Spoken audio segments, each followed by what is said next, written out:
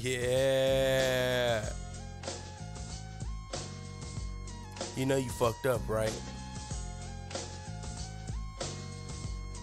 Full time in the house. Let's get it.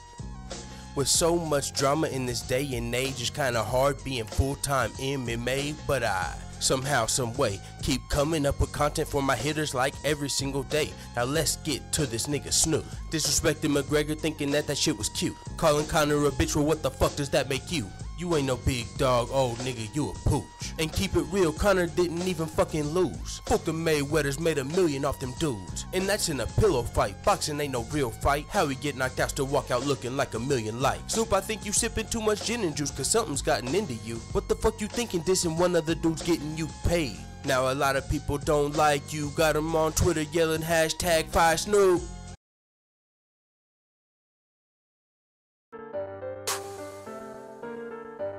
The producer. Dana just replied to my text last night. I sent him one and I asked who's next. He told me Jose, so I told him no sweat. I'ma fold him like a taco, I'ma beat him half to death. It's Sean O'Malley, bitch. Don't let these looks fool you, I'm always down to kick ass. And no, I'm not a racist, but I'll pound a spick fast. If you get up in my way, you're my route to the cash. I apologize, cause y'all sensitive as fuck. I know y'all gon' cry, but I'm a little drunk and I'm always high. I've been smoking on some skunk, sipping on some wine. Welcome to the Sugar Show, sweeter than a motherfucking Tootsie Roll. If you didn't know, then you wouldn't know. At UFC 229, I'm sending shots like a scared white man at a black with a hoodie on. And my bitch got a booty going, got my woody on. Made it hard to even make it through the song, but I had to cause I had to do you wrong. Had to let the world know I'm about to smoke you like I do a bong, motherfucker.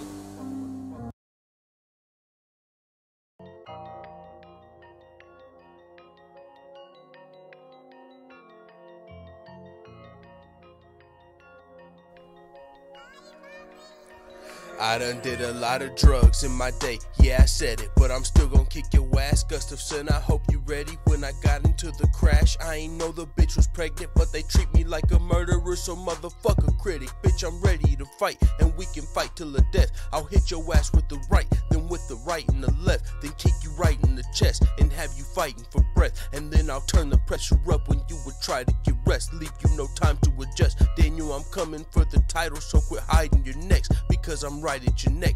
Yeah, you can try and fight Lesnar, but when you fight him, what's next? That's right, I'm the best. At UFC 232, I'll get my title instead.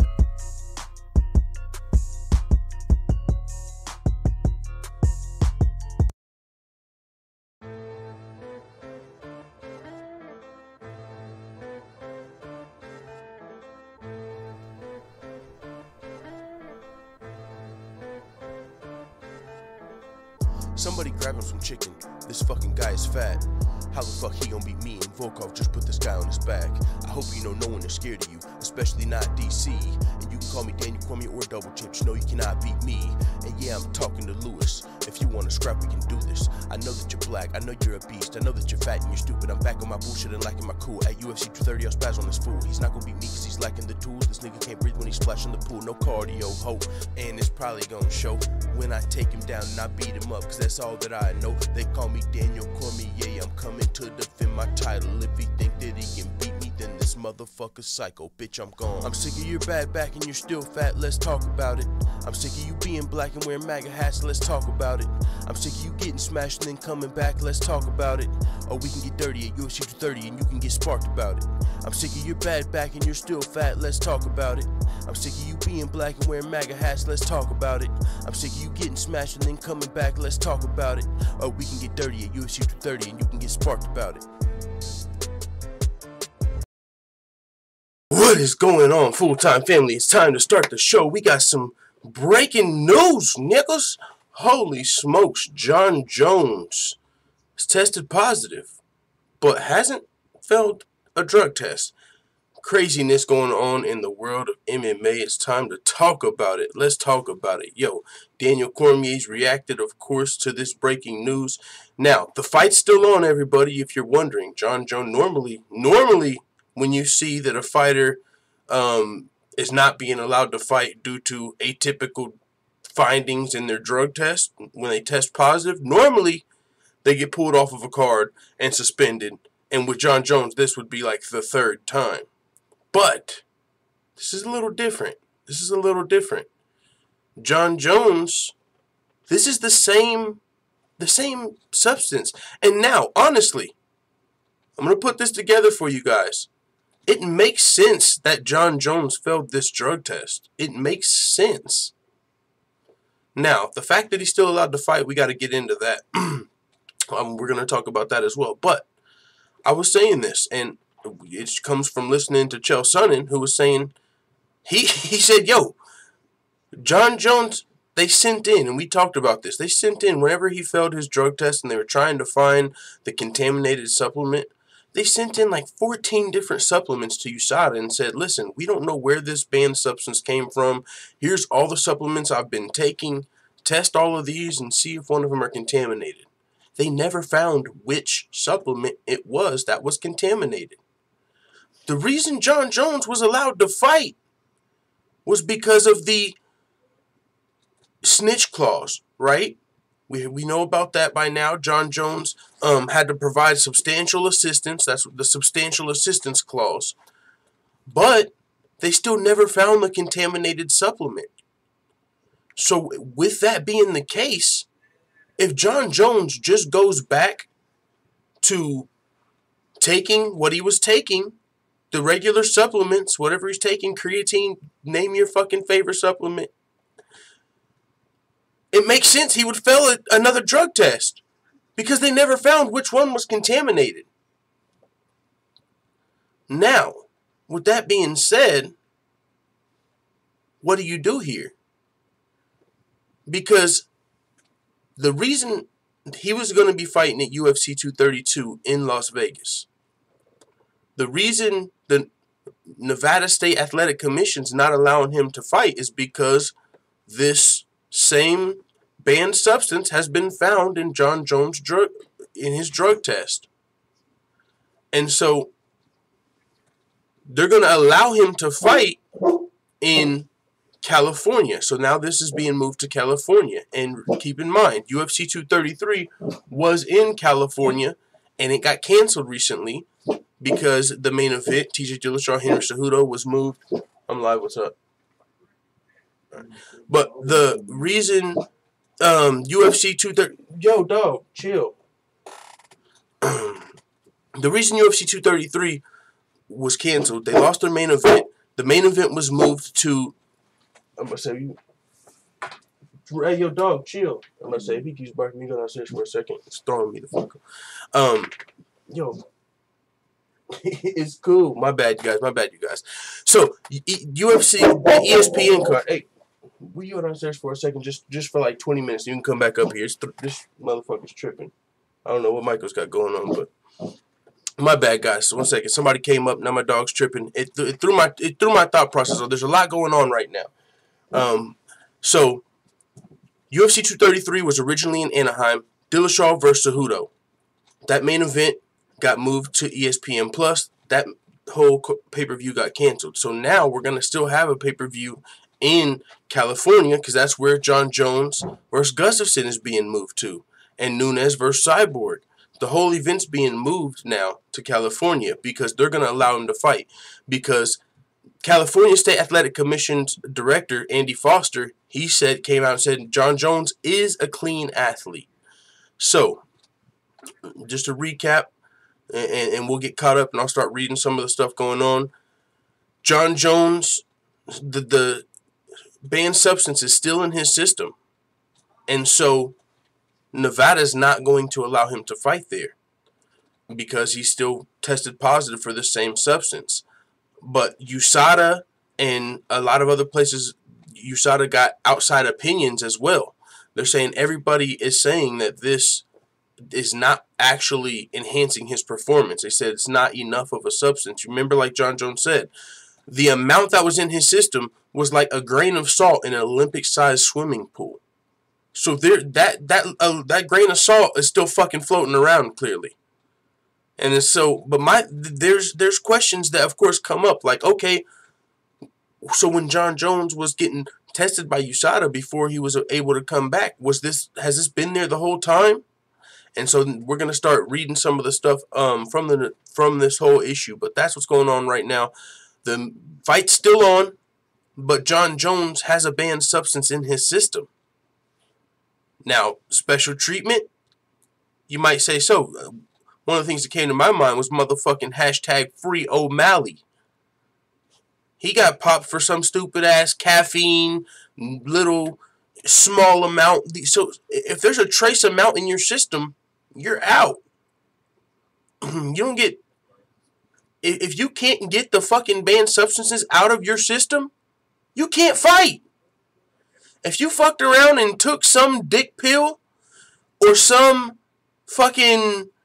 What was the other thing? Dick pill, or what was the other? Chinese cocaine? How did Jon Jones get this shit in his system the second time?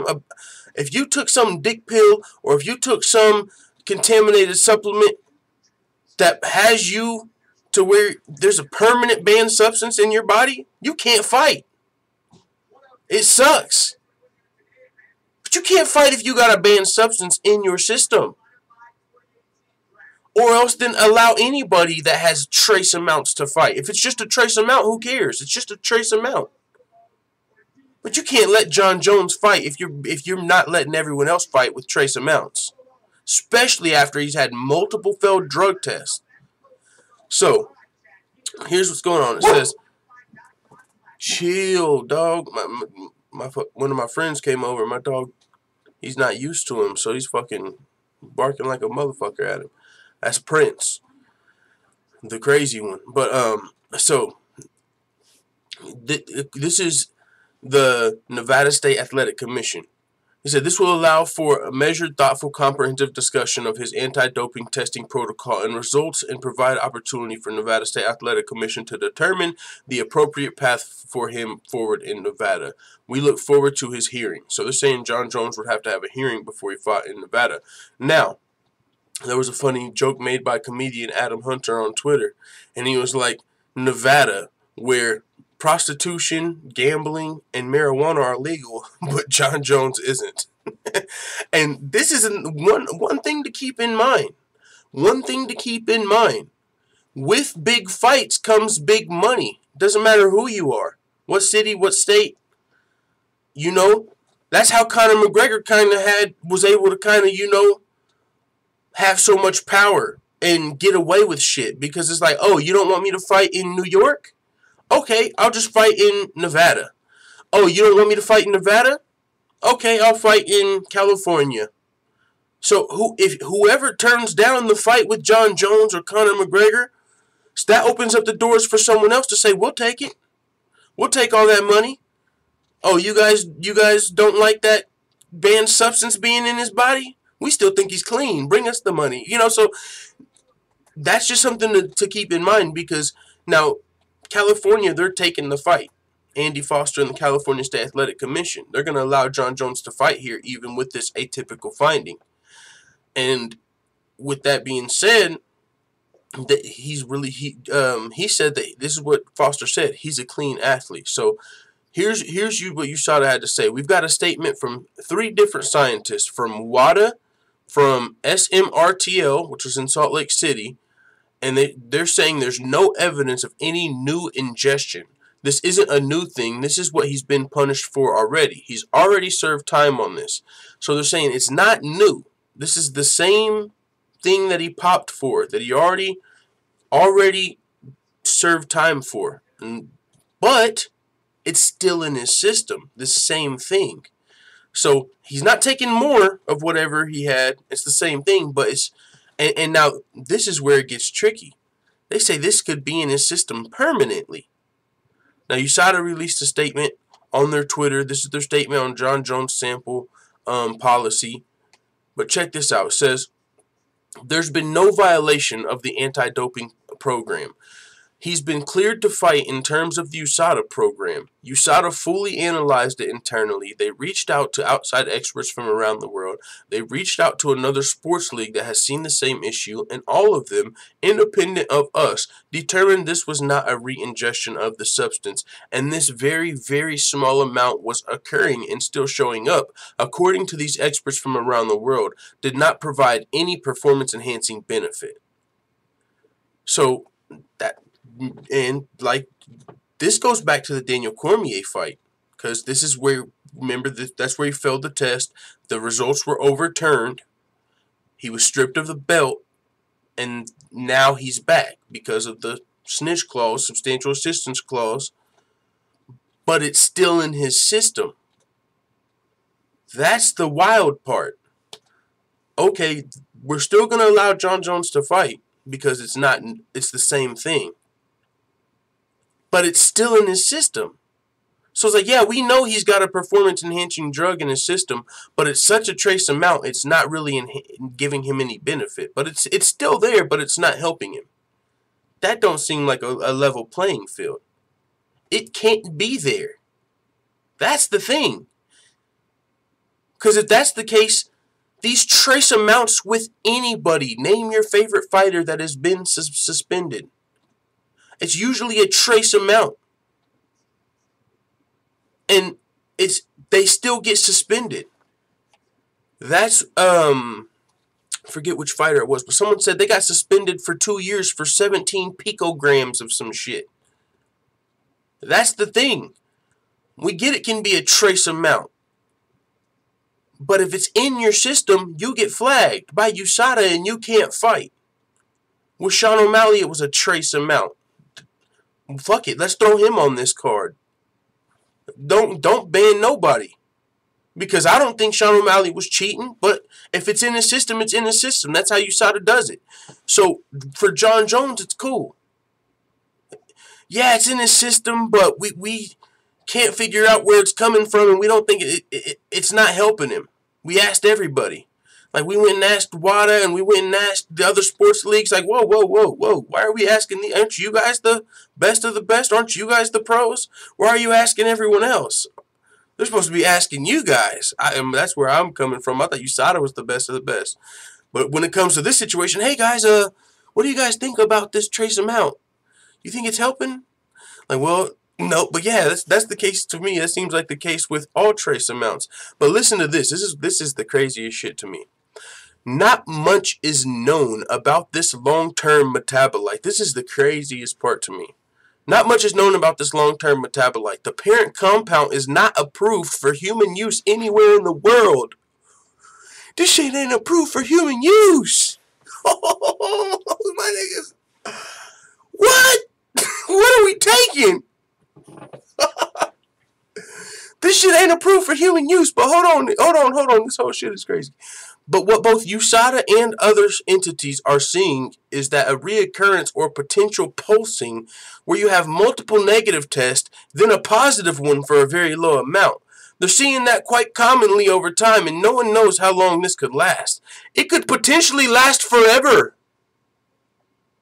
Okay, get the fuck out of here, dog. Whatever. I'm just going to take whatever you guys are fucking selling, because clearly that shit don't seem fair. So you're saying Jon Jones could potentially test positive forever, but he's still going to be able to fight because, you know, he already served time, like on some double jeopardy shit. He already served time for it, so he can fail 5 more drug tests in the future, but as long as it's for this, he's good.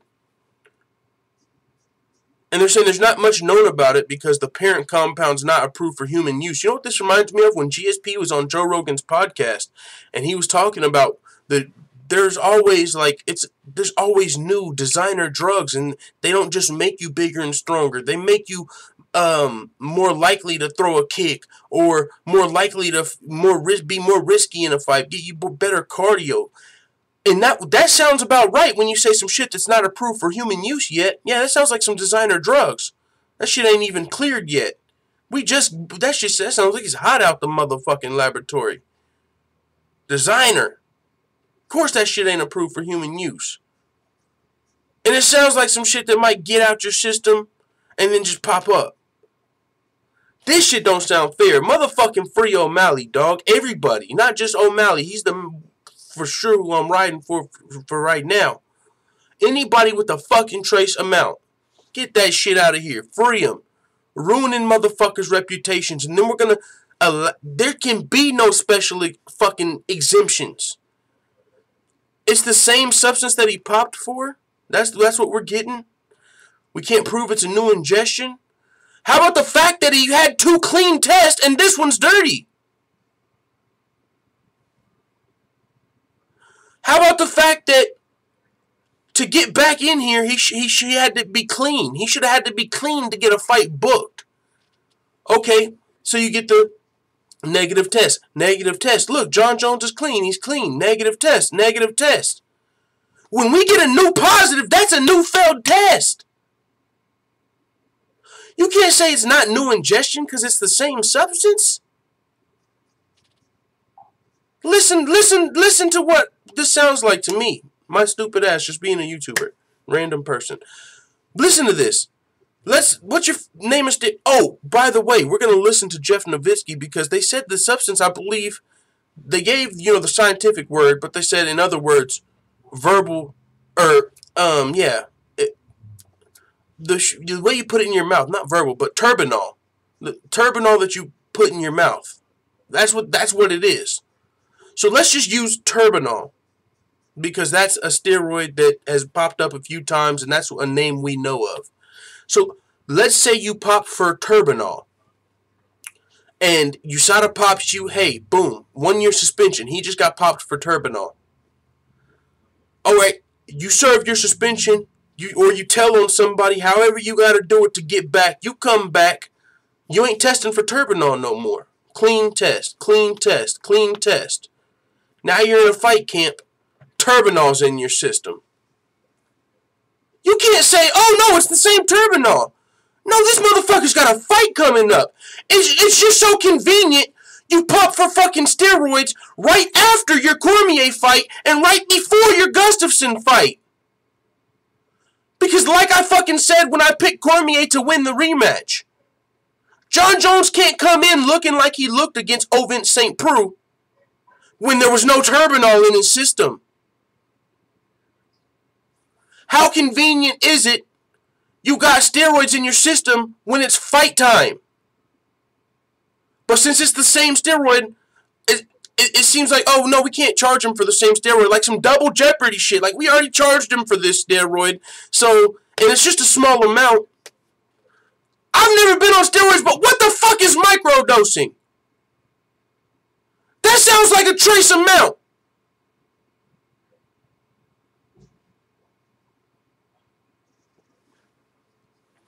You're about to fight Gustafsson in a week?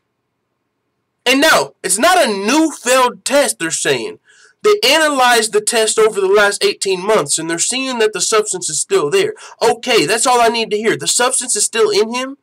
You should not be allowed to fight if you've got fucking steroids popping in and out of your system. Even if it's a trace amount. That ain't what we're doing here, right? Trace amounts motherfuckers are getting flagged, and they're getting suspended. They ain't getting to make money. So, this is some crazy shit. And then so for California to take the fight, I hear them, okay, maybe it is a trace amount and maybe there is no performance enhancing benefit because it's such a small amount. But it smells pretty fishy. If Nevada won't take the fight, Las fucking Vegas. What happens in Vegas stays in Vegas. Legal, like fucking Adam Hunter said on Twitter, MMA comedian, MMA roasted. In Las Vegas, they allow prostitution, gambling, and weed, all legal.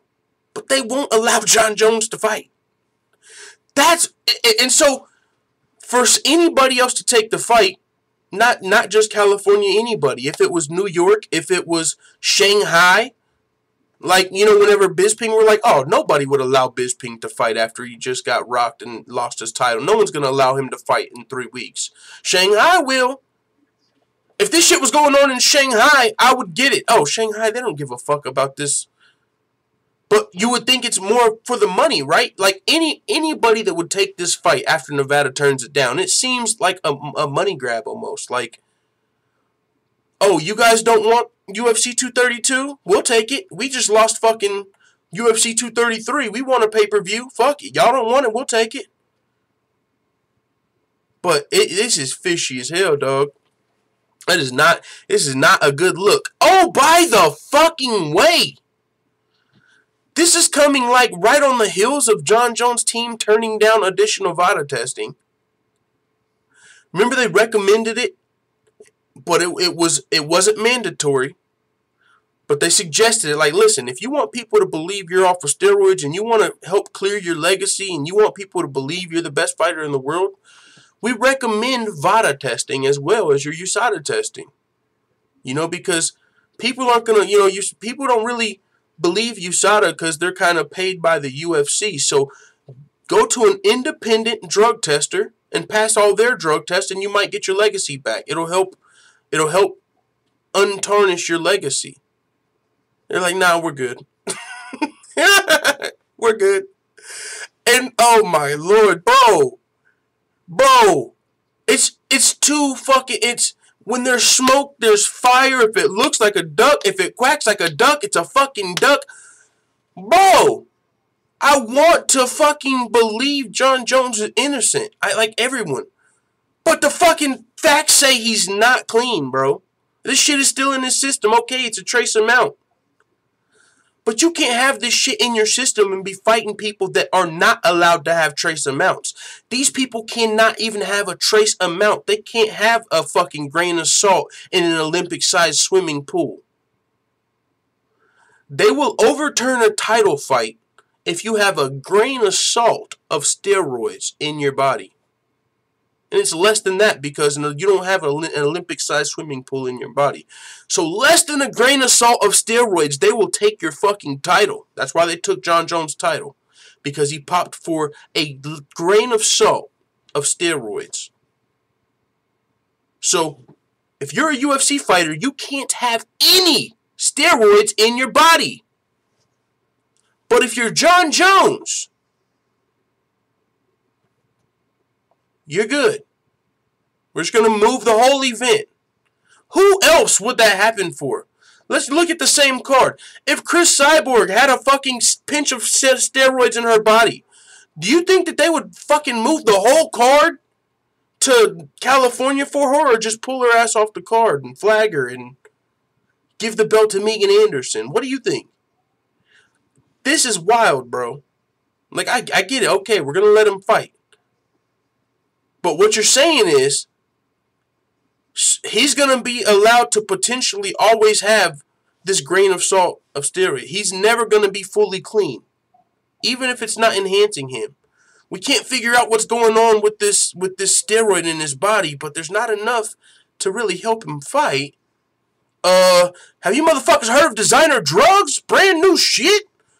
Shit that y'all ain't on? That's what that sounds like. Bro, this is wild.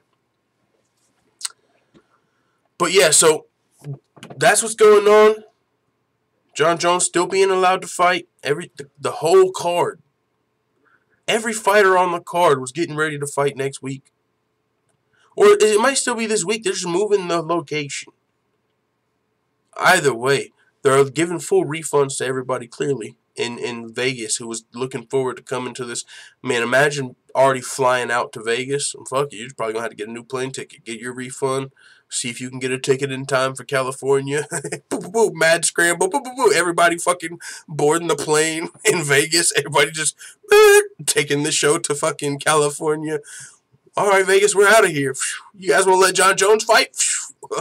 We came to see Jon Jones. And I hear he's going to be fighting in California, so we'll see ya. They got better weather anyway. You're lost. That's crazy. But that's how it is. You got to choose. You're going to let a star do whatever he wants? Or are you going to and keep him on and make all that money? Or are you going to allow someone else like California or New York or Shanghai or wherever are you going to allow them? Same with McGregor or Mayweather. They can probably do whatever the fuck they want too. And what are you going to do? Are you going to ban him from your city? Are you going to not allow him to fight? Or are you going to just let him ride? But now, I want to play this. Now, listen to this. This is Jeff Novinsky talking and also Daniel Cormier responding. But I'm going to play what Jeff Novinsky had to say now. Is moving from Las Vegas to Los Angeles. So, this weekend's fight is moving from Las Vegas to Los Angeles. Uh-oh. Okay? And I'll let Novinsky take over.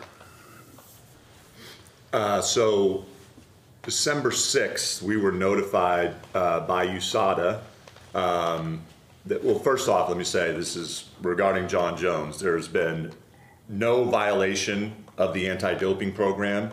He is cleared to fight in terms of the USADA program. We were notified early this month of an issue that he has had over his most recent tests, where a very, very small amount, in fact, I'll describe how small it is, of a long-term metabolite of a substance called DHCMT, dihydrochloromethyltestosterone, also known as oral turinabol, which was the reason for his most recent suspension a year and a half ago. All right, so that's what I was saying, verbal turinabol, oral turinabol. So that's what I'm saying. And that was the reason for his failed drug test when he lost his title to to Daniel Cormier. He won the fight, but they stripped him of the title because of the oral turinabol. Well, now, same shit is in his system. Conveniently, right around the time he's about to fight Gustafsson. I mean, and now, the news is convenient, but according to what they're saying, why he's being allowed to fight is because it's not like he just failed a test this week and popped for it. They're saying it's been in this system. They just can't find out why it's there. And since it's been in this system and they just can't find out why it's there and it's not that much, it's the same thing. But like I said, my whole thing is, if you have oral turinabol in your system, any amount, you can't fight. Or Sean O'Malley should be motherfucking fighting any of these people. Anyone that is popped for a trace amount, you should have a trace amount clause. There should be levels to this shit. If you've got a grain of salt compared to an Olympic-sized swimming pool, you shouldn't even go through the fucking headache of flagging them. You shouldn't even have took Jon Jones' title if it didn't affect their performance. You shouldn't even, it should have to be a performance-enhancing amount.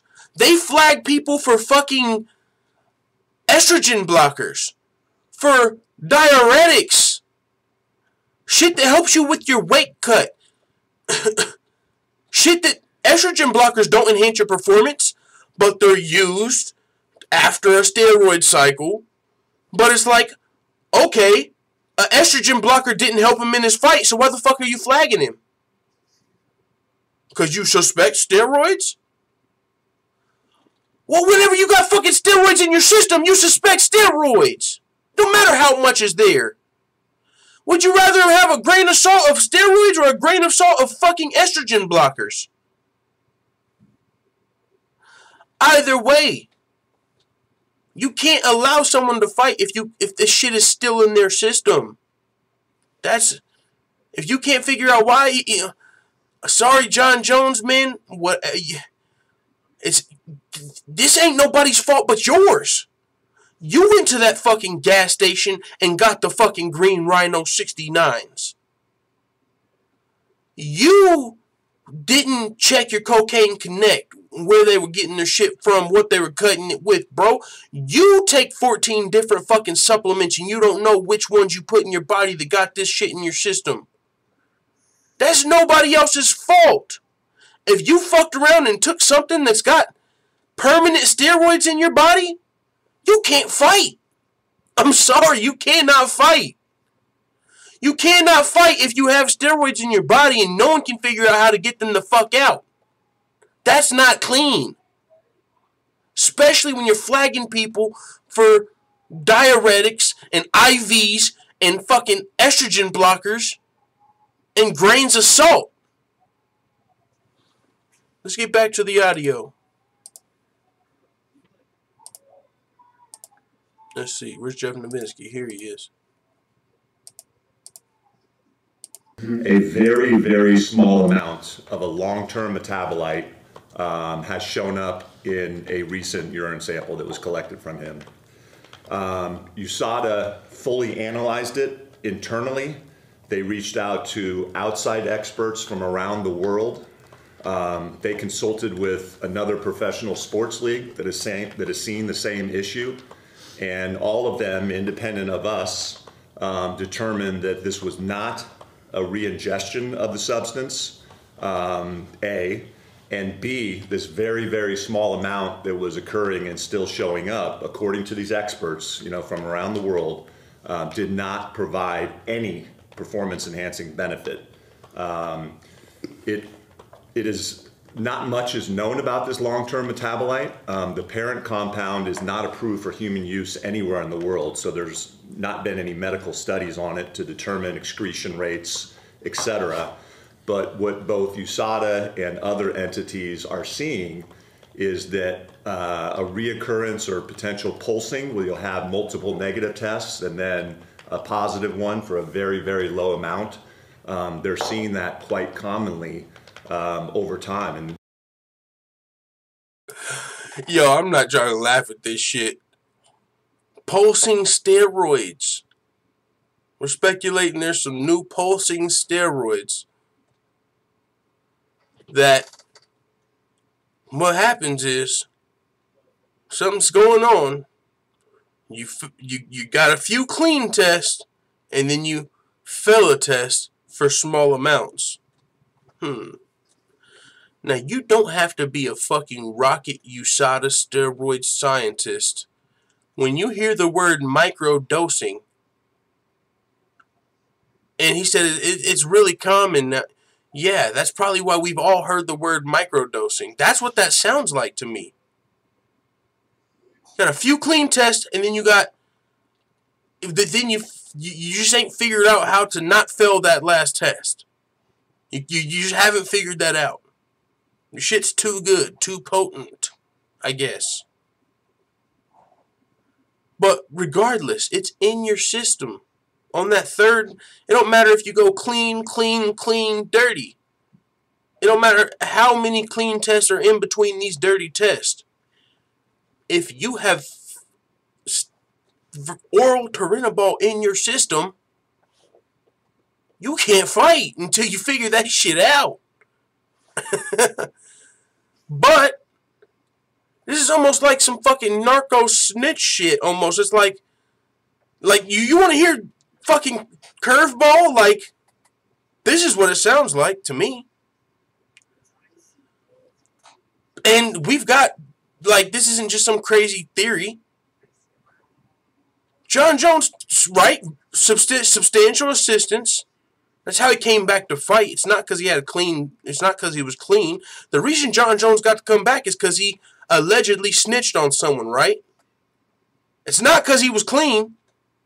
Because he's not, clearly. It's still in his system. So, Jon Jones just gets to fight. He must have gave up a big cojones. He must have gave up somebody off of narcos. No, I don't know. But what I'm saying is, that could be some wild shit going on. Did he just fucking give up somebody? A steroid dealer, or clearly he didn't give up a steroid dealer. Somebody off of Narcos, El Chapo. Maybe he gave up Takashi, Sean O'Malley, whoever he's giving up.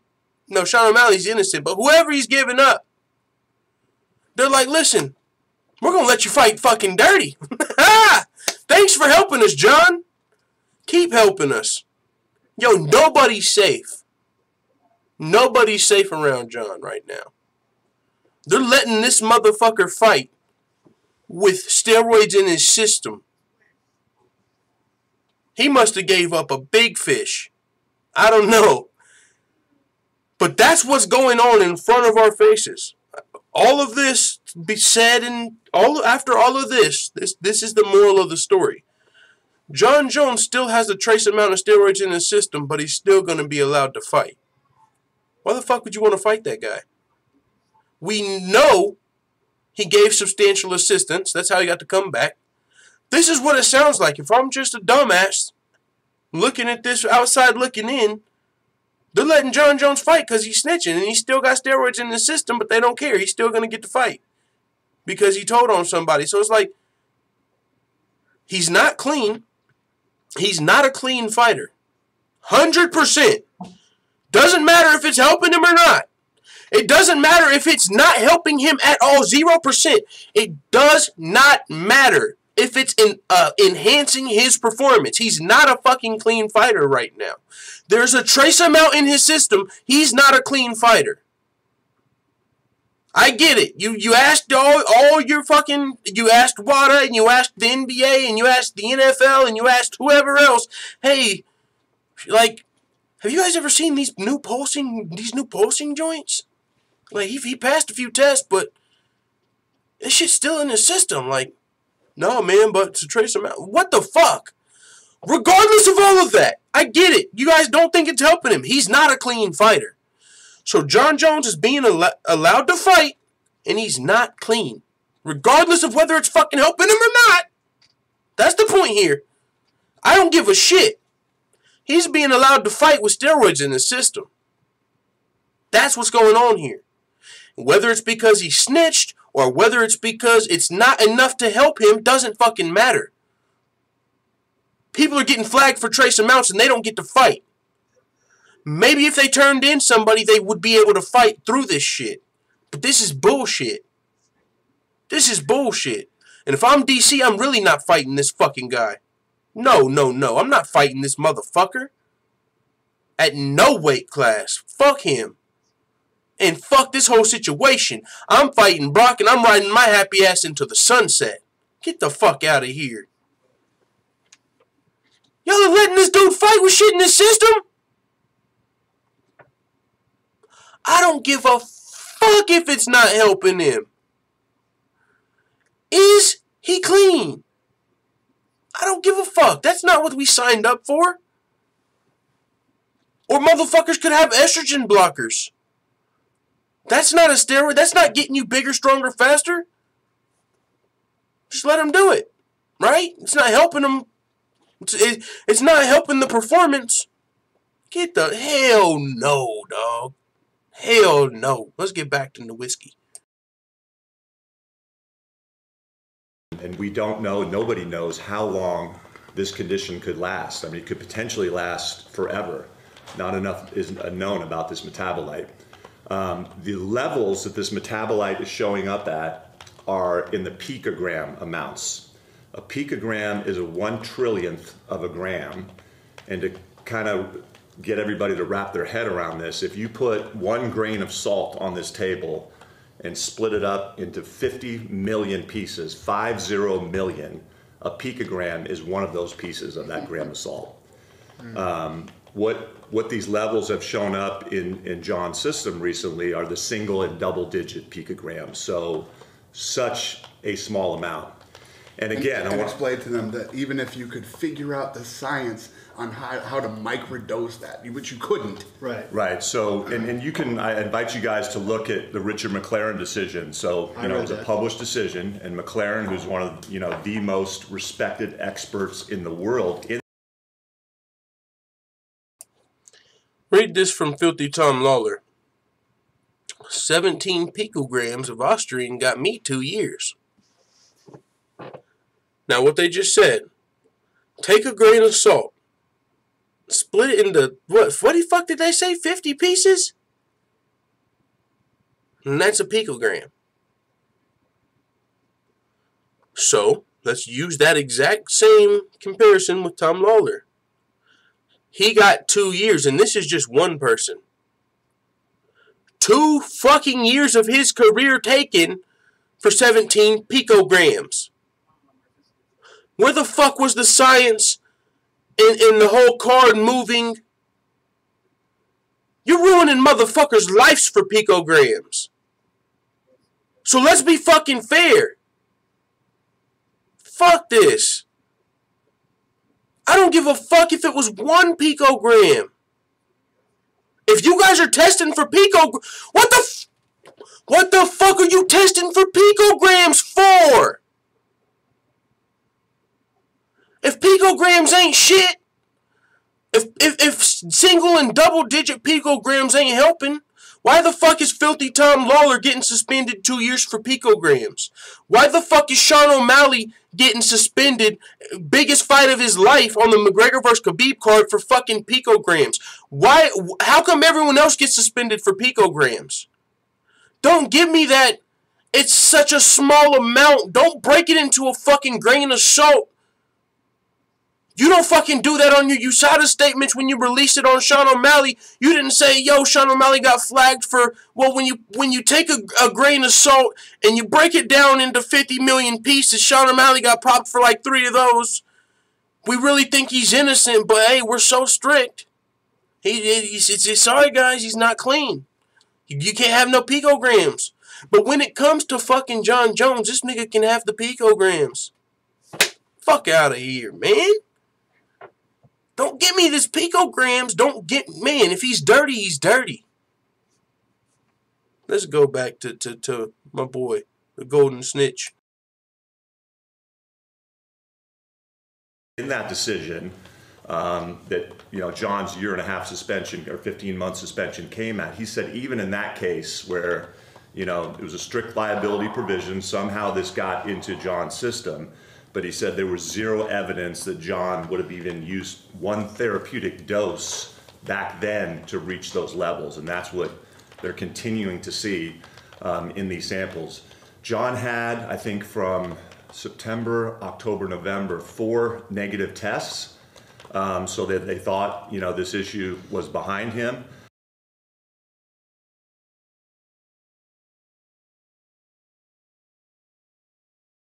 All right.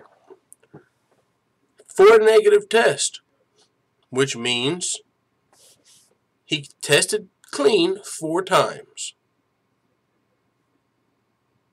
You got that? What did he say, from September to November?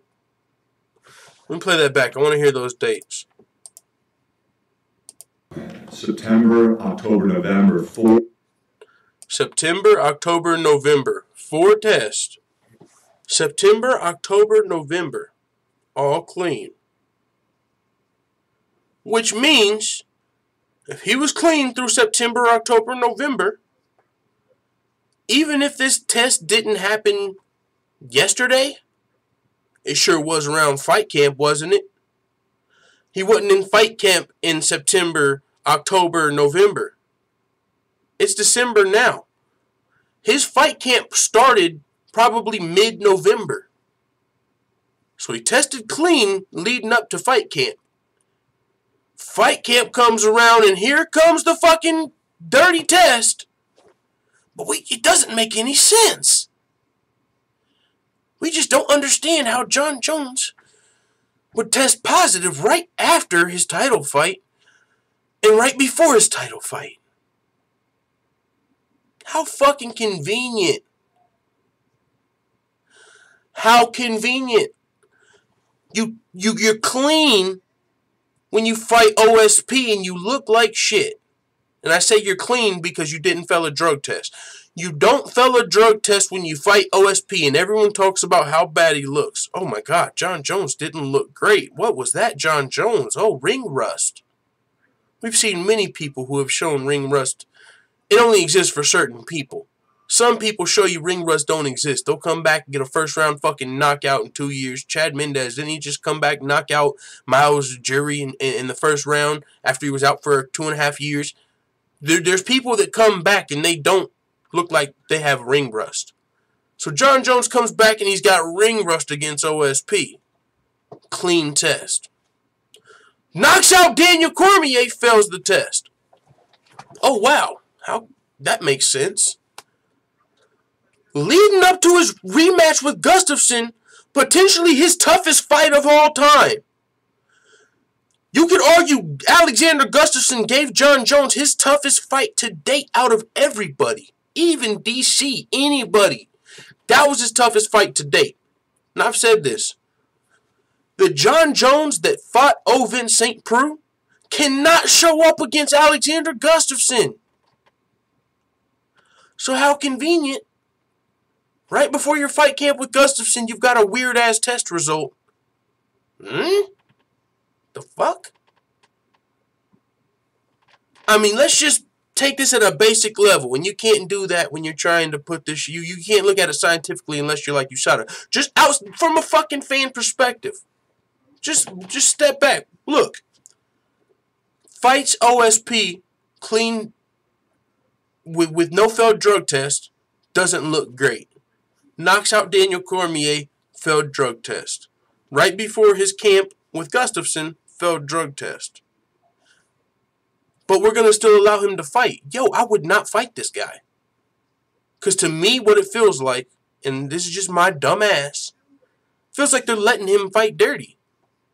And yeah, it might be a micro amount, but the fact that you're letting him fight with that micro amount, bro, it sounds like Jon Jones has a supplier that's just better than you guys.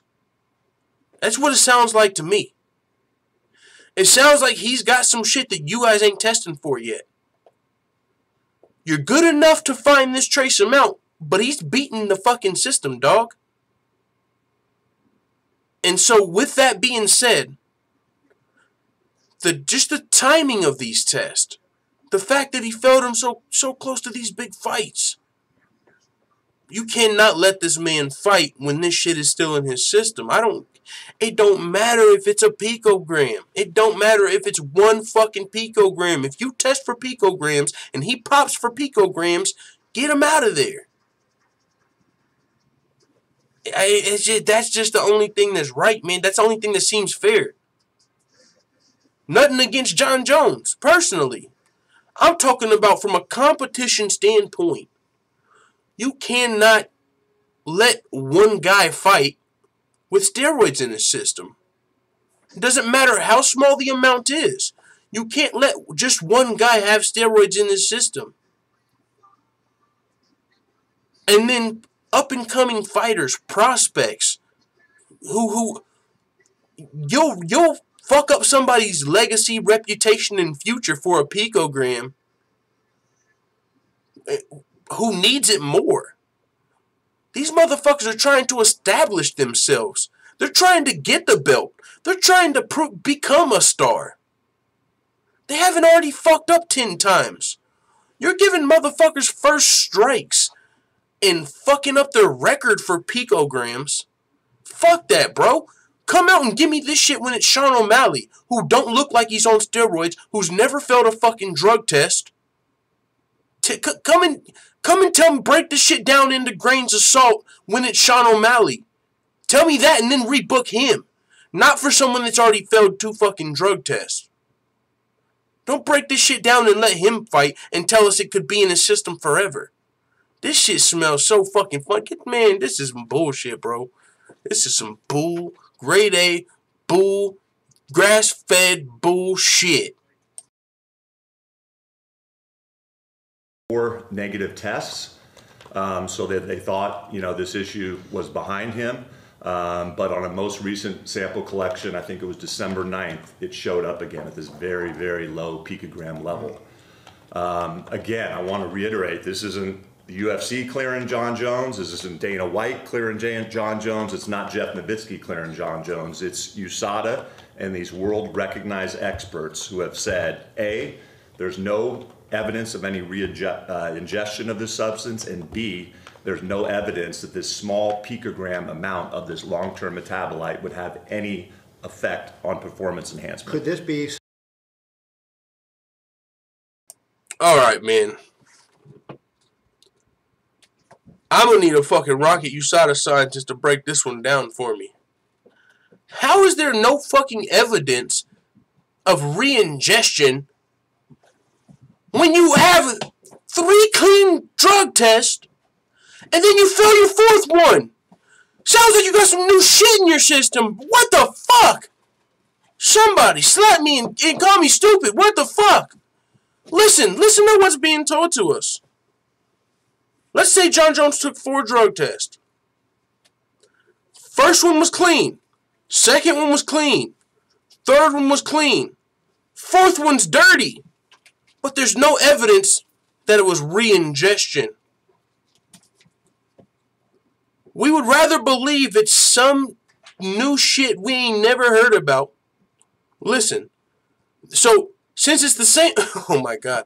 Since it's the same substance, right? The same thing that he popped for. So, dirty test. Gets stripped. 3 clean test. Okay, Jon Jones isn't using anymore.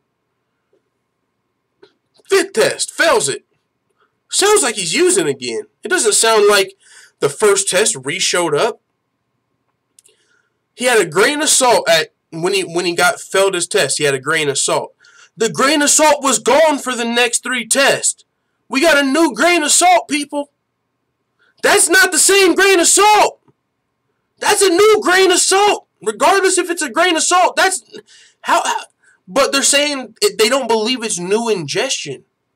How not? He had 3 clean tests in between dirty tests. How is that not re-ingestion? It's one thing if you failed all 5 tests and every time it's a grain of salt. Okay, we just don't know what this is, but it's not enough to enhance his performance.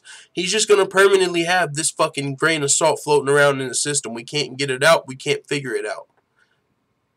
But if he went through 3 clean tests and then you get some more in his system, is it a pulsing steroid that like phased out of his system, pulsed out, and then it pulsed back in? Or did my nigga just take a shot or throw one back? He threw one back. How is there no evidence of re-ingestion with 3 clean tests in between? Yo, bro, I'm trying to rock with USADA. But this is some grade A, grass-fed bullshit. Something like whatever he got in his body the first time they caused it, this is just... That's absolutely what the experts think right now. This is just a remnant, small amounts of that, however it got into his body the first time, continuing to show up.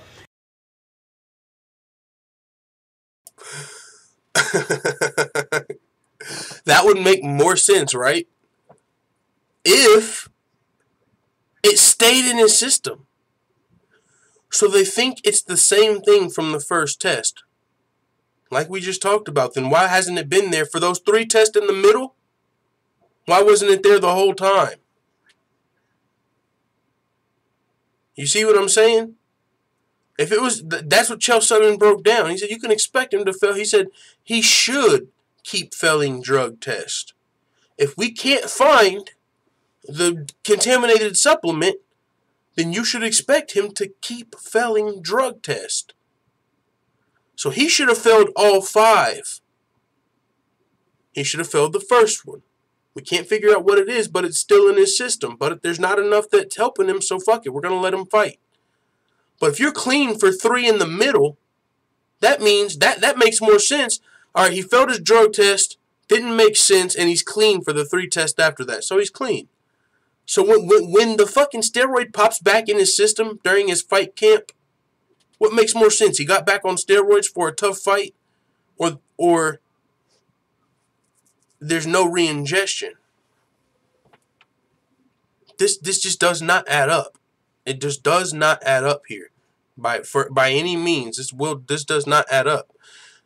you don't believe it's re-ingestion, but he had 3 clean tests in the middle. So some new pulsing shit that we can't even test for. Okay, you know how we solve all of that? You just don't allow him to fight if it's back in his system. If you can't allow one guy to fight dirty. It's happening in other sports too. So, well, I was going to ask you, Nate Schmidt from the Golden Knights was suspended 20 games for 1 picogram thing. So he missed a quarter of the season. And I think it was Turinabol that was in there. So that's basically the Yeah, the NHL is not the other professional sports league that we deal and consulted with, and USADA has, but there is another.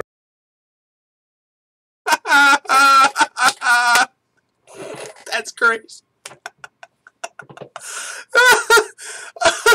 They said they consulted with other professional sports leagues and one other fucking, doping by administration. They're like, so in the NHL, he had 1 picogram and got suspended for 20 games of this same shit. He's like, yeah, that's not the other sports league we consulted with. They clearly don't like picograms of Turinabol. So, who'd you consult? The NBA or the NHL? Or did you consult, like, professional powerlifting? Who'd you consult? Bro, Turinabol is way too common of a name. Like I said, I've never taken steroids, but I know what Turinabol is just from fucking watching sports. That seems to be people's steroid of choice. Everybody that pops, it's usually Turinabol. So if a motherfucker's got Turinabol in his system, even if it's 1 picogram, they're getting popped. But what we're saying is Jon Jones can have multiple picograms in his system right around fight time. Like, right during his fucking fight, right? He was clean when he wasn't in a fight camp. Fight camp, that shit's pulsing back up. Bro, I'm not fighting. If I'm Daniel Cormier, and if I'm Gustafsson, you might just need the fight. It's a title fight. If I'm Gustafsson, I'm not fighting this motherfucker if he's got Turinabol in his system. Alright, well then, I need some Turinabol. Give me some picograms. Fuck that. Let's make it a level playing field. I am not fighting a motherfucker with Turinabol in his system. You're telling me you know he has Turinabol in his system, and I'm fighting him. When people are getting popped for Turinabol left and right. Oh no. I'm not fighting that motherfucker with Turinabol in his system unless I need to check. Shit, you give me fucking 10,000 right now, I'm going to scrap Jon Jones and he can eat 10 more tablets of Turinabol. I'll wake up tomorrow and I'll pay my bills. Fuck it, I'm going to sleep for that 10 G's. So unless you need the money, but if I don't need the money and I'm trying to keep, like if I'm Daniel Cormier, I'm not fighting no motherfucker with Turinabol in his system. I wish I would. This motherfucker already knocked me out with a picogram of Turinabol. And you motherfuckers gonna tell me it's okay if he has picograms of Turinabol. And nobody else gets to have no motherfucking picograms of Turinabol in their system. Get the fuck out of here. I ain't fighting. Bro, you guys told me he snitched to get out of his thing. You guys said Jon Jones gave you guys substantial assistance. So it's way more likely for me to believe you're just letting this motherfucker fight with Turinabol because he helped you guys flip somebody else. And they said it didn't have to be a steroid dealer. It could have been anybody. It could have been a fucking cocaine dealer. It could have been a fucking steroid dealer. It could have been a fighter. It could have been a coach. Jon Jones gave him substantial assistance, and now he gets to fight with Turinabol in his system? During fight camp? He gets to fucking... Turinabol gets to pulse through Jon Jones. They're literally saying it's pulsing. That's why it's not there and then it's there. So Turinabol gets to pulse through Jon Jones after he tells on somebody, but no one else gets fucking no picograms of Turinabol. I ain't fighting that motherfucking dirty fighting motherfucker, I swear. And I like Jon Jones, man. It's not no personal thing. I'm talking competition. I'm talking free O'Malley. I'm talking nobody else gets no motherfucking picograms of Turinabol, so I ain't fighting no... He's already one of the greatest fighters of all fucking time. Skill-wise. Now he gets picograms of Turinabol? Fuck that. Go get knocked out if you want to. If you need a bag. Fight Jon Jones if you need a bag, but I'm not fighting a fucking dirty fighter if I'm Daniel Cormier. Oh, no. Tell you what, though. I'll relinquish this belt and retire undefeated at heavyweight. You're bad. You failed the drug test and that shit's still in your system. If I'm Daniel Cormier, you would have to give me $50 fucking million to fight this guy again. I am not fighting. You know how much fucking money you would have to give me to fight a dirty Jon Jones? Ruin my fucking legacy? Yeah, I'm going to be retired. Of course you guys are going to love for Jon Jones. The UFC would love for fucking Jon Jones to knock out DC at heavyweight in his third fight. And I'm not saying it because they don't like DC, because he's going to be the one that keeps fighting. DC's still going to be on the desk, but if Jon Jones knocks out DC and keeps the belt, the UFC still has Jon Jones. A star. Khabib's about to be fucking suspended, possibly, for who knows how long. McGregor, who knows what he's going to do? He might have one fight left. If McGregor comes back and loses again, he might be done. He's got whiskey, boxing, exhibition fights. He might go fight fucking Tenshin Nasukawa for some bread. He don't need to fight for money. So if he just loses and loses, he's going to be done. He might go to WWE or something. So I'm saying business-wise, the UFC would fucking love for Jon Jones to win or knock out DC, or not knock him out specifically, but to beat him. Kind of like a passing of the torch type deal, you know, but take the torch. If DC wins and retires, it's like, oh, well, you just beat fucking Jon Jones and retired. Now, you're gone, and that's not usually how they like shit to go.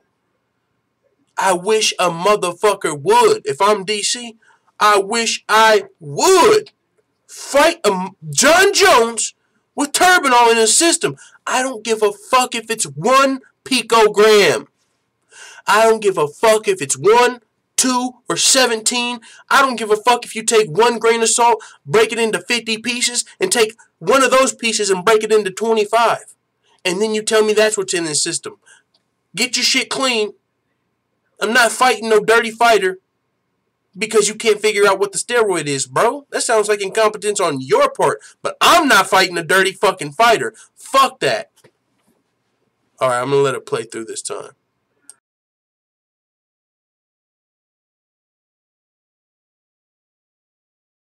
One out there that is seeing this happen. A North American league? Correct. Okay. Is this something, this long-term metabolite, is this something new that's being tested for, or is this something that's always been tested for? This test came online, I think, in 2013. Ironically enough, if you've seen the story Icarus on Netflix, that doctor in Russia was the one who discovered this long-term metabolite. He was illegally giving oral turinabol to the Russian athletes and then testing them after, and figured out, wow, long after use of this substance, this long-term metabolite is showing up.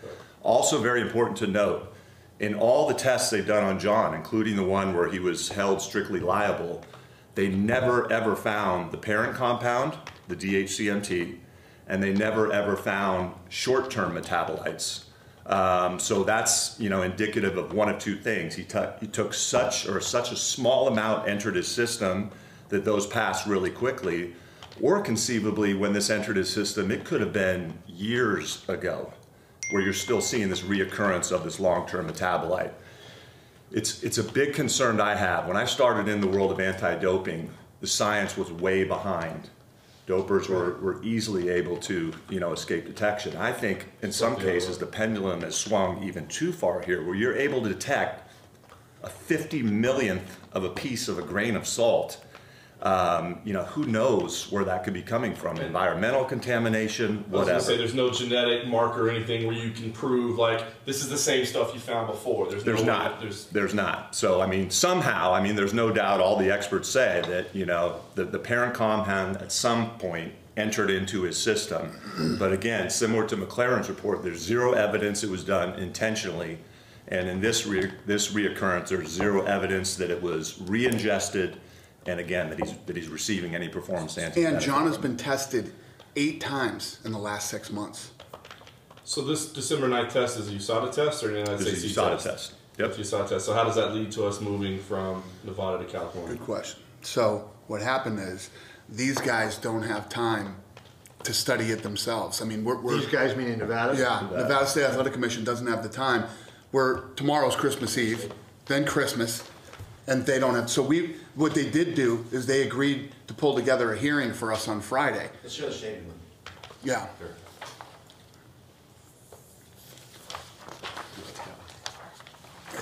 Just give you their statement. I don't want to speak on behalf of them. We sat with them for several.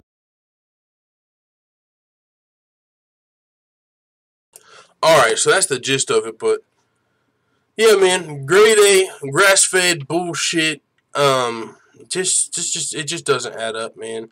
I mean, there's some ways that you can make it add up, which is Jon Jones provided a substantial assistance, was allowed to fight because he allegedly told on someone, no one knows who, but remember, they said, and he has to keep providing substantial assistance. Oh, by the way, remember they said Jon Jones has to keep providing substantial assistance, or else they can flag him. They can flag him if he doesn't keep providing substantial assistance. So the whole snitch clause, he had to keep helping. And doesn't it sound about right? All right, Jon Jones, you can fight if you keep helping with this shit in your system. Sounds like you got a permanent steroid in your system. At any time, if you quit helping us, we're going to pop you for this steroid. So right now, USADA's telling us, and the UFC, everybody, whoever they're fucking consulting with, because this is one of those situations where, like, it's like no one's taking blame for this. USADA's like, Jeff Novinsky's like, it's not the UFC or me, it's USADA. And USADA checked with other sports organizations and other doping organizations, so USADA can be like, well, no, we checked with them. Well, who the, what? Give me this chain of who the fuck's saying it's okay for Jon Jones to fight dirty? What I'm hearing is Jon Jones is being allowed to fight with fucking Turbinol in his system. Yeah, it's picograms. Yeah, it's a grain of salt. But no one gives a shit. No one else gets grains of salt, 50 millionths of grains of salt. They just said, you know, the pendulum has swung to where our testing is too good. So what the fuck are you there for? If you're fucking people's careers up because your testing is too good, you're testing for 50 millionths of a grain of salt. Aren't you doing that for a reason? What do you mean? This steroid might last. You might take a steroid today. And he caught himself. He said, so when it got in his system, it might have just been such a small amount. But either way, you can take a steroid today, and USADA's tests are so good, they might catch that shit 10 years later, like 3 years later, like on some hashtag U2. Like, this is like some Me Too on some steroids shit, bro. It's like, oh shit, 3 months ago he was on steroids, or 3 years ago he was on steroids, but it was like pulsing, so he didn't catch it. Like, this shit is wild. This shit is wild, man. It's smelling funky, this whole thing. Daniel Cormier shared this on Twitter. USADA equals joke. Jeff Novinsky equals joke. Andy Foster equals joke. A pinch of Turbinol in an Olympic-sized swimming pool from 2017 that stays in your system for 18 months equals joke. Nevada State Athletic Commission, you're cool. You know, so it's like, fuck you. This is like the fuck you, fuck you, fuck you, fuck you. You're cool. Because Nevada said, hold on. We ain't what? What are you guys trying to tell us? Like, they're just so used to people just taking whatever they say and just buying that shit because they want the fight, right? But it's like, Nevada said, hold on. Hold on. We allow prostitution and gambling and all of this, but this shit's crazy. What did you guys just say? You said he failed a drug test 18 months ago, and then he passed 3 drug tests, and he's failed another one just now, and you want us to believe that he didn't re-ingest steroids? Well, we got to think about this. We got to think about this. Well, if you guys want to think about it, we'll just move the fight. We ain't got time to think. We don't got time to think. Businesses, we got to move. We got to sell these tickets. If you guys potentially might flag this dude, we got to go to California because Foster's cool. Because Foster, he said it's cool. I thought Andy Foster, I mean, he was one of the people that's been on top of the whole weight cutting thing. I thought he was one of the progressive, commissions. Like, he's one of the people that's trying to save the fighters when it comes to weight cutting and shit and open up these new weight classes.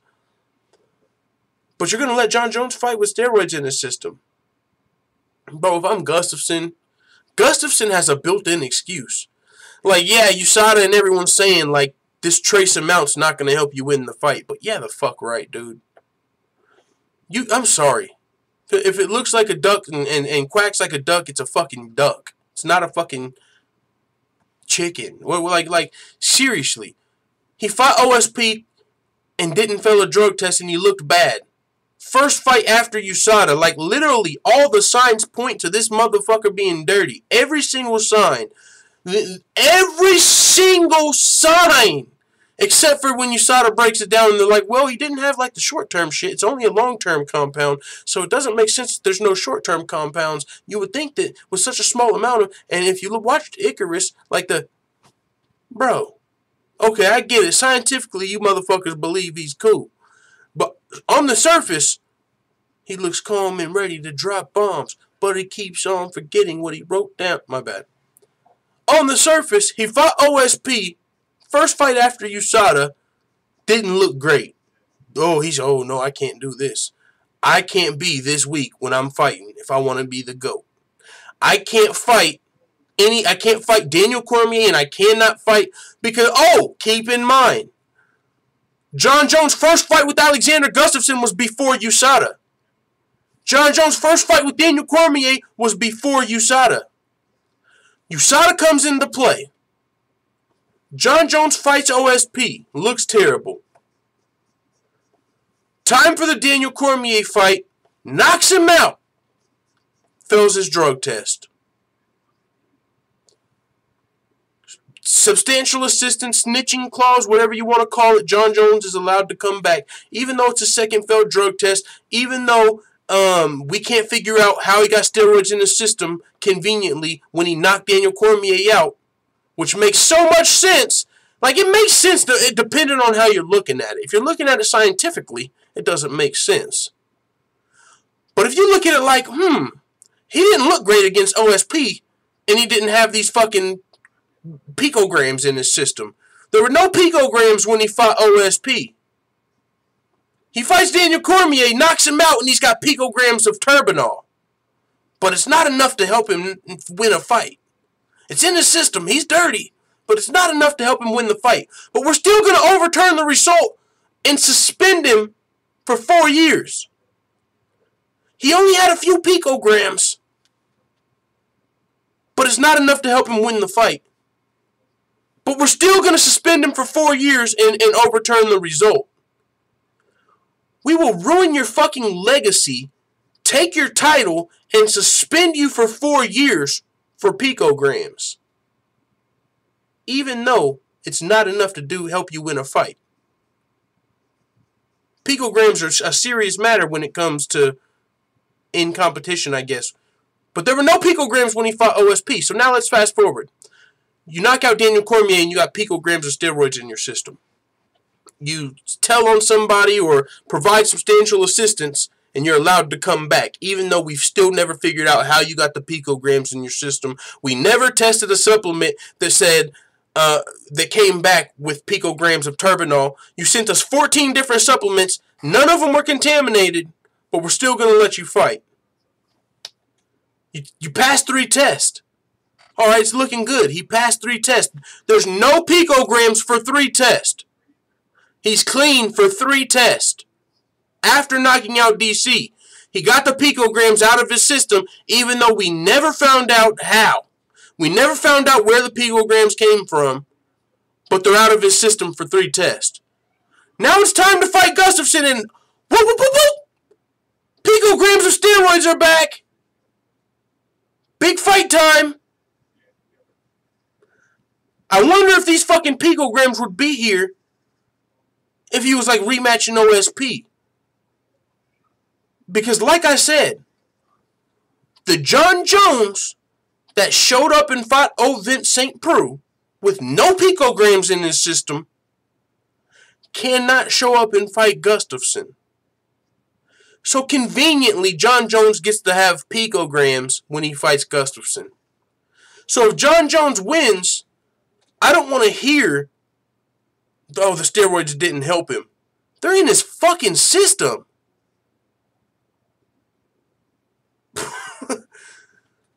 They're in his system. He He's getting the fight with steroids in the system. I don't give a fuck if it's a picogram, a nanogram, or a picogram. Come on, man. If I'm DC, bro, fuck everything else. Everything we've talked about. If I'm DC, I would not even negotiate a contract with this guy. If the UFC came at me and they wanted me to fight Jon Jones on picograms, that would fuck up our relationship. If I'm Daniel Cormier. Oh, you guys got my back? You want me to think you guys give a shit about me and you want me to fight this dude with steroids? I don't give a fuck if it's a picogram, dog. I want no picogram OSP Jon Jones. I don't want picogram UFC 214 Jon Jones. And you guys say picograms aren't enough to enhance a performance. But I tell you what, Jon Jones' performance from OSP to DC was enhanced. And the only thing that changed was some fucking picograms of steroids. So I don't know how much I'm buying that. I'm not fighting fucking Jon Jones if he has any steroids in his systems. You got your fucking skills already, dog. You're already one of the best fighters in the world. What the fuck do you have picograms of steroids in your system? I'm not fighting you. Unless I need the money. Fuck that, DC. Call me, bro. Give me 50 G's. I'll take that. He can knock me out, kick me in my fucking head.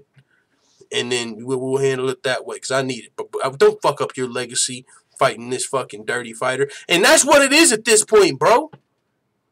I'm not saying shit about Jon Jones personally, because I'm cool with that. I don't see nothing wrong with that. Yeah, it might show a bad, fucking judgment or something. Like, I don't hold that against somebody, bro. Personally, I don't give a two fucks about that. Anything that he's done. I don't give a fuck about the cocaine. I don't give a fuck about the car crash.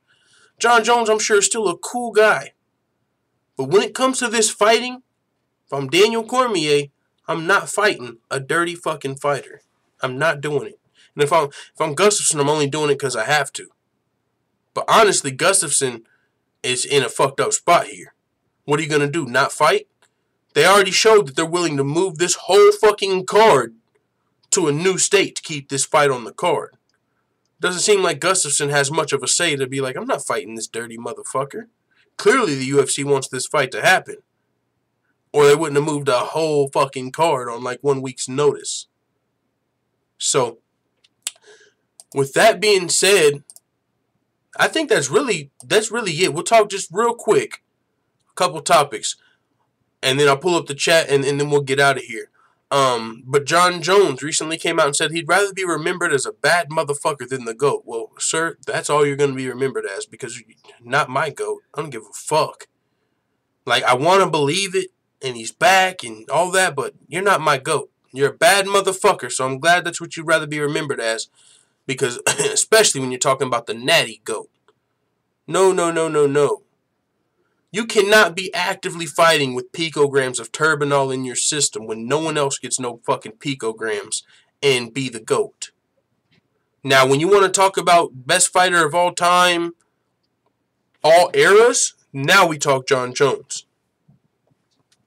But when you talk about greatest fighter of all time today, Jon Jones ain't there. I don't even want to hear about the skills at this point. I'm sorry. Where the fuck were those skills when we fought OSP?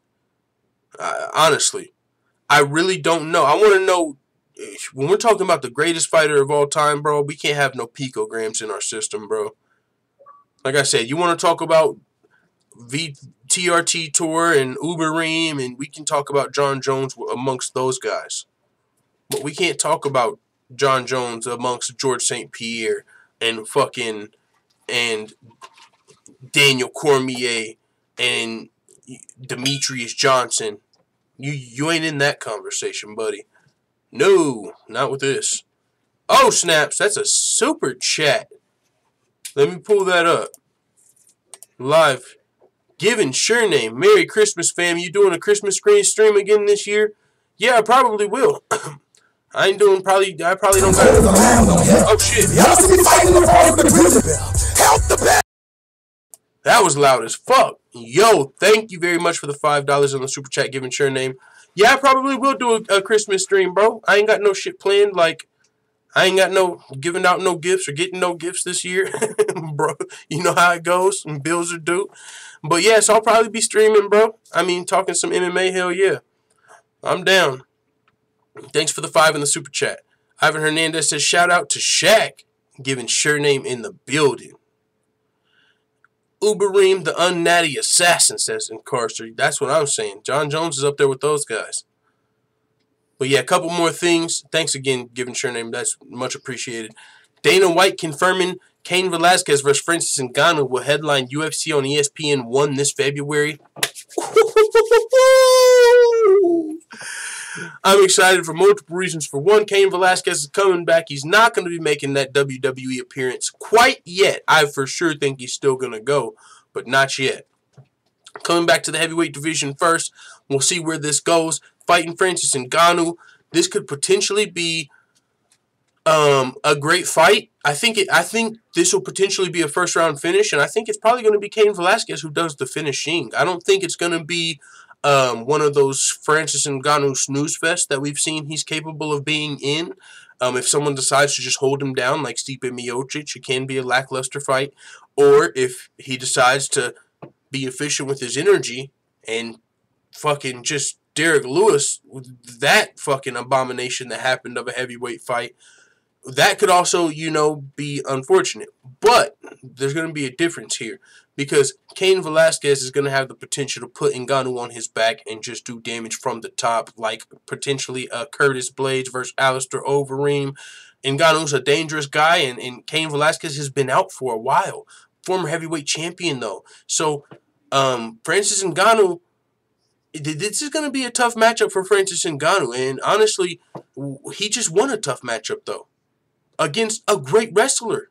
One of the best wrestlers in the heavyweight division. Curtis Blades. UFC Shanghai. A lot of people missed the card, only saw the highlight. He knocked him out in the first round. Won the rematch. That was fucking phenomenal.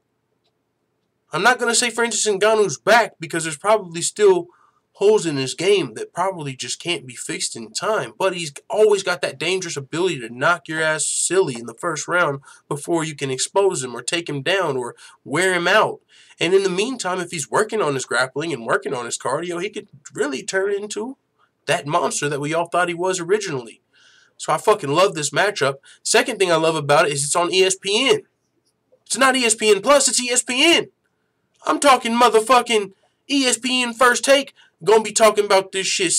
Stephen A, Max Kellerman. I'm talking about free TV. This is a brand new day. This is not Fox. This is like the big Fox. UFC on Fox. This is like that, but for ESPN. This is the one channel motherfucking 33 or wherever you're at, whatever channel it is. This is ESPN. Velasquez versus Ngannou. I can't wait. I think it's a great matchup. Cain Velasquez, he's now back, which means that's definitely a sign Daniel Cormier's retirement's going to be coming soon because that's his teammate. And one of the reasons he was never fighting a heavyweight is because he didn't want to step on Cain Velasquez's toes, no pun intended, because he don't want to fight his teammate. So now DC's the champ, and that kind of holds off on Velasquez being able to take that title back. But DC's going to be retiring soon. So if Cain can come back and win this fight, potentially he could fight on the same card as DC, his last fight. And then if Velasquez wins or something 2 in a row, he can fight for the title right after DC retires. That'd be fucking epic. So he's back. He's back. He's flirted with the WWE. And if Cain Velasquez comes out here and gets smoked by Francis, then he could fuck around and go to the WWE after that. I think that'll always be there for him. So I do think that's coming, though. If you've kept up with Cain's Instagram, he's definitely been having fun. He's been even training at the WWE Performance Institute and shit. He's got a name, El Toro. Oh, yeah, he's ready. He's WWE ready. So that can be in his future as well. But as of right now, he's coming back to MMA and cannot wait. Cris Cyborg and Amanda Nunes are going to be fighting at UFC 232. That's no longer in Las Vegas. Now going to be going down in California. And Valentina Shevchenko, one of the other 3 female MMA GOATs, is saying she believes Cris Cyborg will finish Amanda Nunes in the 3rd or 4th round. I actually agree with Valentina. You know why? Valentina knows what the fuck she's talking about. This is number 1 P for P right here. This is Valentina, who has fought Amanda Nunes twice and trained with Cris Cyborg. And if any woman fighter is going to tell you what's going to happen in a WMMA fight, it's probably going to be #1 pound for pound Valentina Shevchenko, former bantamweight title challenger, current flyweight champion. So, Valentina Shevchenko, whatever she says, I'm probably going to go with what she has to say. She said, I would say the result, Amanda and Cris. Cris will win the fight earlier than a decision. She'll finish it maybe 3rd, maybe 4th round.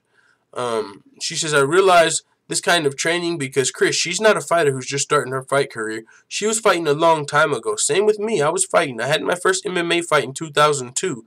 So we were in an active sport for a long time, and the same spirit of martial arts is common. Pretty much, we're both the motherfucking goats. You know, we both train like goats. We've been doing this.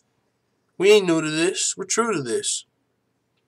And Amanda Nunes, she ain't got what it takes. Cyborg's a big, bad bitch. Like, that's the best one. #2 P for P. So, ain't nobody fucking with Cris.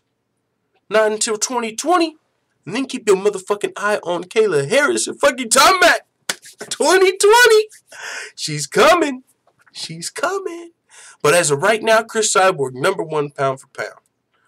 Now, with that being said, I'm going to have a little bit of fun, and I'm going to do a little bit of potential debunking here.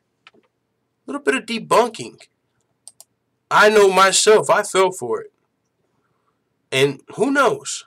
But I'm not buying it. Cyborg reportedly takes a brutal fall ahead of her UFC 232 title fight. Now, when I first seen the video and what she was doing, the Drake challenge, Kiki, do you love me? Are you riding? I would never... You know, the whole little dance and the fucking people been wrecking cars and hurting themselves and getting hit by cars and fucking their ankles up and doing all of this. Everybody like trying to fucking Kiki right beside the car. Car fucking, you're driving, motherfuckers doing it while they're driving. Like, Will Smith got on top of like the Empire State Building. You know what I'm saying? Like, people are taking this shit way too far.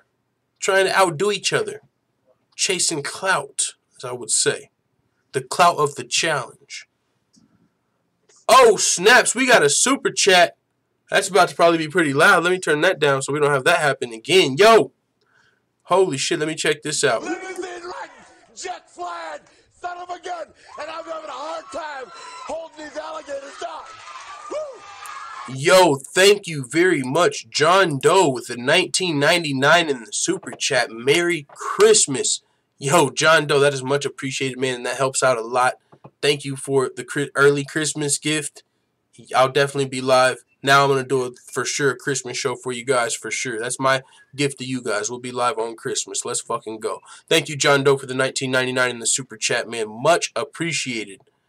Kiki, do you love me? Are you riding? Hey, no, full time got rhythm, bro. I don't gotta practice a fucking dance. I'll just fucking get to hitting that shit, bro, and just, you know what I'm saying? I just rock. Even if I don't know the dance, I'm not gonna look too crazy.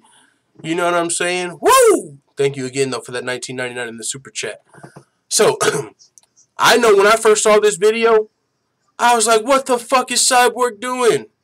How crazy is it gonna be if Cyborg is the one that actually fucking falls out of her fight with Amanda Nunes? Because Amanda Nunes has been the one prolonging this fight. Cris Cyborg is the most feared woman on the planet. She's the one people fall out of the fight with. So for this video to surface a week before the fight, I'm thinking, what the fuck is Cris doing? If she hurts her leg, which it looks like she takes a pretty nasty fall, I'll show you. If you look at the fall, it looks like Cris Cyborg, or actually, it's not even Cyborg that fucked up. Boom! Landed on her ankle bad. Look at the ankle. Boom! I'm going to break this down for you guys and actually show you. This is not Cyborg's fault. She was just being a good aunt here. Some shit I would do. I'd probably fuck myself up. And it's not because of me. I'm just having fun, you know, my nephew or whatever. Niece, whoever. I'm just being a dumbass, jumping through fireworks. You know? Who fucked up here? And I hate to put it on her. I think it's Cyborg's niece. She fucked up big time and almost ruined Annie's fight. She fucked up, and I'm going to break it down and show you how she fucked up. And Cyborg knew there was a chance she might fuck up, so it is partially on Cyborg too, because she shouldn't have been in no damn shopping cart ahead of a fight. Now, this video just surfaced recently, but I don't think this happened a week ago. I don't think Cyborg did this, because people stopped doing this challenge like a couple months ago, right? Like, no, you ain't just been seeing a bunch of new fucking Kiki challenges pop up over the last month. People have been done with this. So why the fuck would Cyborg even be doing this challenge right now? I think this happened a little bit ago. You know, this reminds me of like, you're leading up to a fight and fucking, oh shit, I heard Max Holloway got knocked out in practice, guys. Did you guys hear the rumor? Or, oh shit, Floyd Mayweather got knocked out in this fight ahead of Conor McGregor in practice. He got knocked out by fucking Zab Judah. Or, you know, the crazy shit that comes out fight week. Oh shit, Floyd just got knocked out 3 fucking times by an MMA fighter in practice ahead of, you know what I'm saying? I think that might be a little something like this, because it's the Kiki challenge. Why the fuck would Cyborg be doing this right now? But it would be wild if Cyborg was the one that got injured ahead of this fight after how long she had to wait for this fight.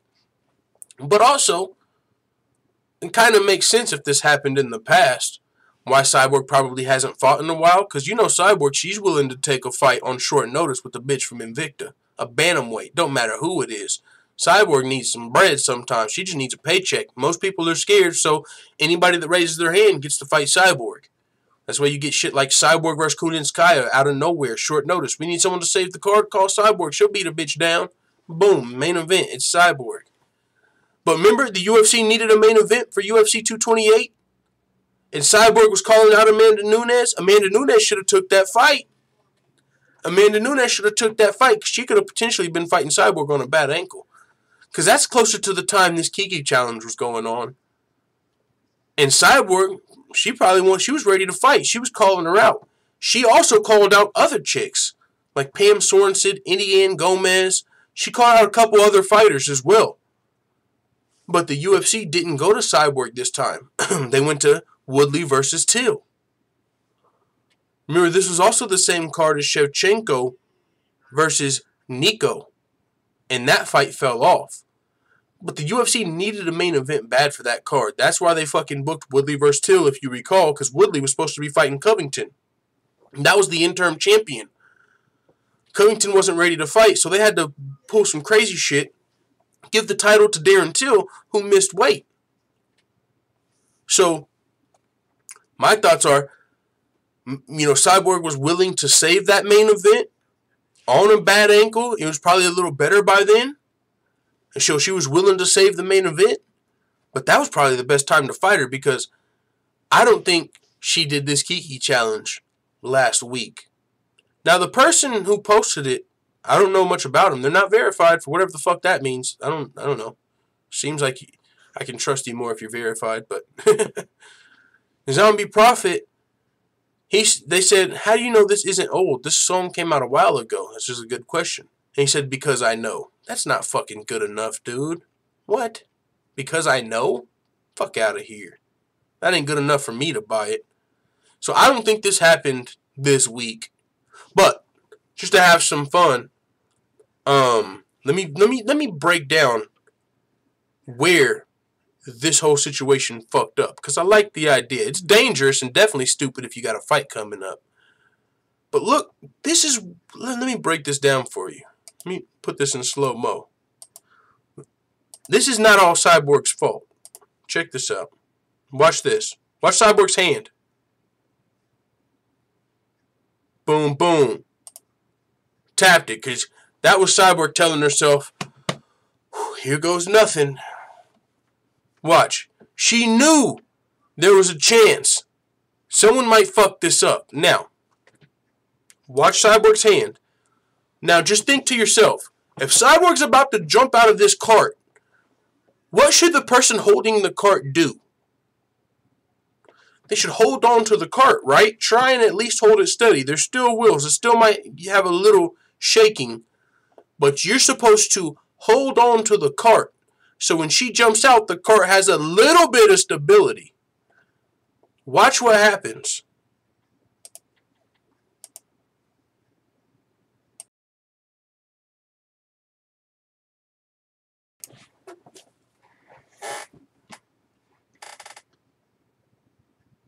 Oh!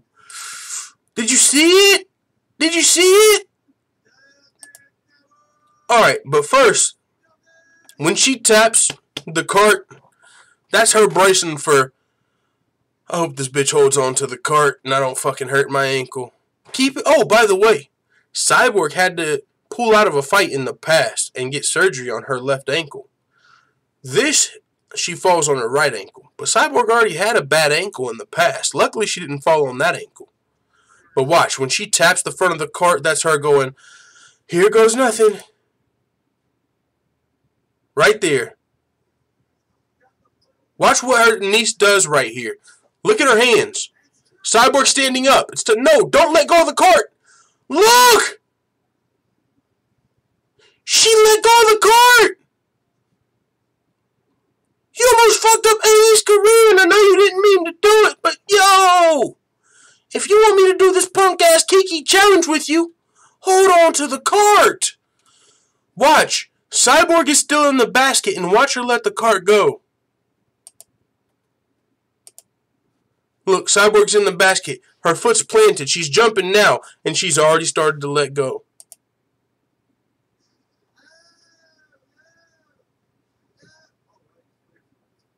Let go of the cart. Oh, that's not a good look. One more time. She taps the front of the cart, and then it's over. She let go of the cart. That wasn't Cyborg's fault. Here's the tap.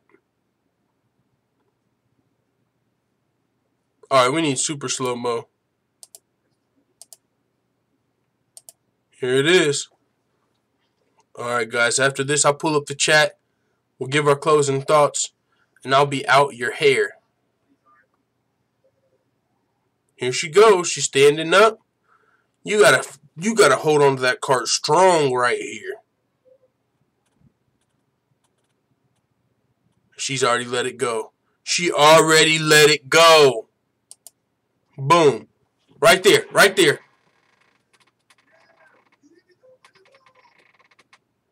Ankle.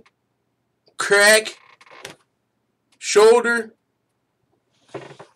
Boom. And that's when you know she fucked up. Now, did this happen last week or did it happen last month? We don't fucking know, but it just came out. Either way, if Cyborg did it this week, that's not very smart. You already got to worry about an Amanda Nunes showing up. Now you're fucking jumping out of shopping carts before your fight. So I hope this happened before last week. I tend to believe it did. I don't think this just happened. But if so, Cyborg's showing up with a motherfucking bad ankle. So let's pull up the chat, guys. And then I'll be out your hair. I think we talked about enough on this whole Jon Jones situation. Definitely had to talk about this, guys. All right. J Skill says, we doing fake money bets on this card coming up full time? Oh, yeah, dog. Oh, yeah. But the card's coming up. I was going to do it after I release my predictions. I've got all the predictions broke down except for the main event. And, oh, boy, did those just get more interesting. I'm glad I didn't do those yet. Now that I know I'm predicting Gustafson versus fucking Jon Jones with picograms of turbinol in the system, I'm probably for sure picking Jon Jones. If you're going to tell me it's going to be a Jon Jones that is, I don't give a fuck how many picograms. If you're telling me it's a dirty Jon Jones versus Gustafson, I'm going dirty Jones. That's just me. I'm picking Jones. So I know who I'm going in my main event, but I still got to record those and get those up. Clayton Funky in the building says, he's responding to Rafa. Kai God, Cyborg good. She ready. Yes, Cyborg did say she's good. She posted the thumbs up. She said she's good to fight. This breakdown to the Weasel, says John Doe. Oh, yeah. Well, she fucked up, bro. You can't let go of the cart. Stamina, she says, far too much detail gone into this breakdown. Yo, Yo, she had to let go. She can't let go of the cart. Bro. Have you ever jumped out of a shopping cart? That shit's not fun if you don't have someone holding the cart. Because the wheels go and, yeah, it just don't work. Ani done fucked up. I mean, the niece done fucked up Ani's career. Not her fight. John Doe says it's awesome. Max has a good relationship with the son. You can tell his son's going to be talented, too. Oh, yeah, man. Max's son's super dope. For sure. Reason 336 says Stipe's just being hard-headed, sticking to his guns. He wants DC. Doesn't matter who he's offered. He'll turn them down. You think he's waiting on that fight? He feels like he's entitled to a rematch? I don't know. Maybe depending if he has to fight Brock and then he fights someone else, like, maybe he does wait. But usually people don't, especially fans, that's not the way to go. Like, you're just going to wait for a title fight because you feel like you're entitled to it? I mean, I hear you. You do deserve a rematch, but I don't know about, the whole entitled or deserved argument there. Kai Godson. Rafa says if Stipe would have taken the Cain fight and somehow beat him, he could have legitimately won claim to the heavyweight GOAT, though. Oh, yeah, that would have been a good one. Stipe versus Cain. Yeah, that would have been a good return fight. But, yeah, Stipe, yeah, he might only want that title shot. But I don't know if that's good enough. I hear you there. All right, guys. Well, that's it for today's show, man. We've been on for about an hour, 45 minutes. We talked about a lot. This whole situation, wild, breaking news. Jon Jones still fighting, but he's got picograms in his system. Wild stuff. So if you missed that, make sure you rewind. I think that was a fun segment. We'll be back probably tomorrow for Christmas Eve and Christmas. Fuck it, man. Fuck it. It's holidays. Happy holidays to everybody out there. Hope you guys all have a good rest of the night and happy holidays. But I'll be back. So, yeah, guys, thanks for coming out, and thank you to everyone that donated to the Super Chat. John Doe, giving sure your name, you too, that's much appreciated, man, and everyone else that hit thumbs up. If you haven't yet finished biting your bagel, hit thumbs up like your middle name is Khabib. Smash that like button. And also, thanks to everybody who just watched. So, that's it. Thank you guys for coming through. It is what it is. Let the full-time family know what you think in the comments. I'm out.